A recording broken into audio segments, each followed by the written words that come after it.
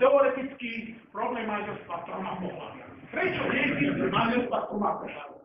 Pretože však to je hlúposť, prečo niektoré klietky sa rozmnožujú, len tam rastú odrezky a rastú. Prečo treba túto zrazu týchto vyspelších organizmov dve? No a tak som si povedal, prečo nemohli byť tri? A spravil som si takýto model, zase keď ku každému manželstvu, každé manželstvo sa ukázal muža, ženy a farára, ktorí ich súhlasia. A tí traja tvoria manželstvo. No a toto znamená, že ku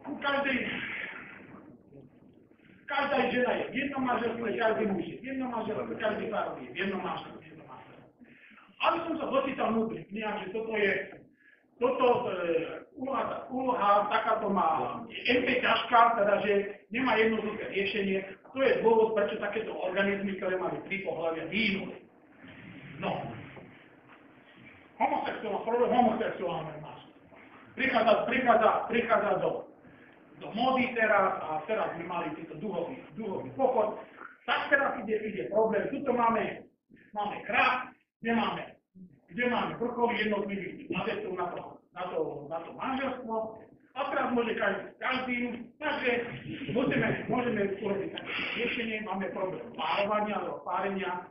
Máme problém párovania v takomto rafe. A chceme mať problém najlacnejšieho alebo problém najdražšieho padina. No teraz túto asi najlacnejšieho padina ste manželstva to najmenej staví, pretože deti sa asi nedožijú. No.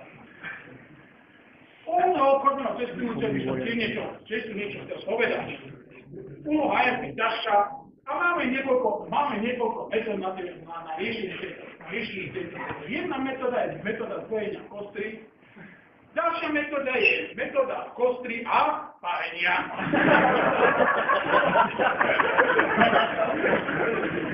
No, keď som si pozeral klasickú teóriu hier, musel som sa vždy naučiť kvôli tomu.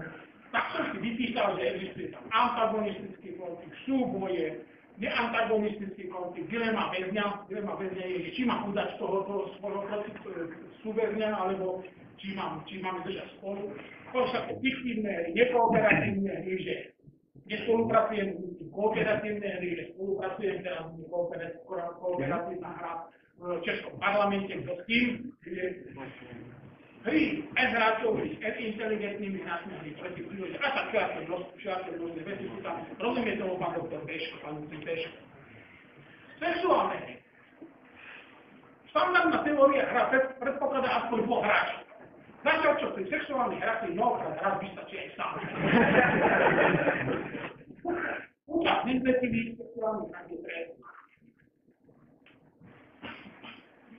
Sexuálne hry sú v podstate kooperatívne hry. Malo koho to teší, neokooperatívna sexuálna hra je trestná. Hoci sa často účastníky týchto hier snažia o hru s nulovým súčtom, tak si sa občas prihodia aj dvojčatá. Po sexuálnych hrách nastáva hra zvaná manželské judo. Mladomanžel musí riešiť dilemu veci. Sexuálne hry proti prírode subjektivnosti prehrajú. A muž je jediná hodná zver, na ktorú existuje obdobie hájenia. Tak. Máme tu hry, ktoré nezapadajú do matematickej teórie, fľaša, točí sa a všetké somariny sa tu vyrábajú. Potom tu máme hru, ktorá zase, že nie je celkom sexuálna, keď sa točia mince a v tých všetkých pekných spoločnostiach, nebankových a potom tí adepti dopadnú takto, keď sa minca dovrťala, tak to je osud. No, teraz vám ukážem bostonskú mačetu. To je zjednotenie manažerských, marketingových teórií a teórie sexuálnych hier. Toto takto vyzerá pôvodná bostonská matica. Máte tam výrobky, ktoré sú otázniky, neviete, čo s nimi bude. Máte výrobky, ktoré sú hviezdy, idú práve vyšli vonku, čo viem, dneska tie 3D televízory. Máte tu dvojné krály, ktoré vám nie sú najväčší. A máte tu besných psov. To sú také výrobky, čo viem, ako čierno-biele televízory. No ako to vyzerá pri tých sexuálnych hrách? Otázniky bývajú takéto. Ale otázniky bývajú aj takéto, alebo aj takéto. No. To je nekrát. Jeden druh, alebo to sú vesničí slova.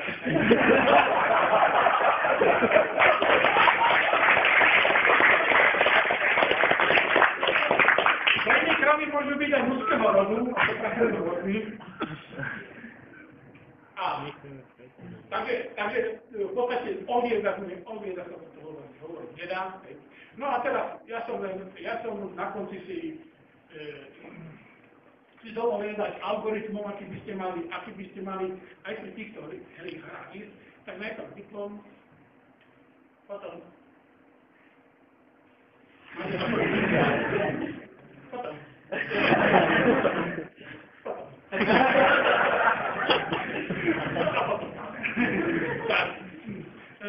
a na to je jedna krásna veda. Matematika a fyzika majú veľmi veľa vážnych praktických dôsledkov. Avšak práve falšné tri robia hlavný pre vlastné potešenie.